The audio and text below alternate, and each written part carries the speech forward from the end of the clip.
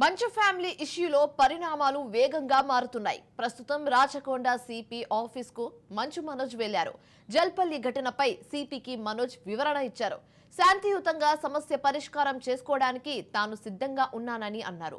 మా అమ్మ హాస్పిటల్లో ఉందని అబద్ధాలు ఆడారని, మా తల్లి జల్పల్లిలోని నివాసంలోనే ఉంటుందని తెలిపారు.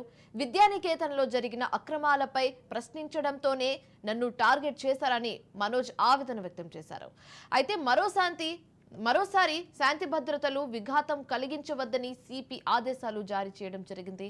కాగా తాను ఫిర్యాదు చేసిన కేసులో ఒకరిని ఇప్పటికే అరెస్టు చేశారని, మరొకరు పరారీలో ఉన్నారని చెప్పారు. అనంతరం తన తండ్రి దేవుడని, కొంతమంది కావాలనే తన తండ్రిని ప్రభావితం చేస్తున్నారని ఆగ్రహం వ్యక్తం చేశారు. తానిచ్చిన ఫిర్యాదుపై నిష్పక్షపాతంగా విచారణ జరిపించాలని సిపిని కోరామని మనోజ్ తెలిపారు.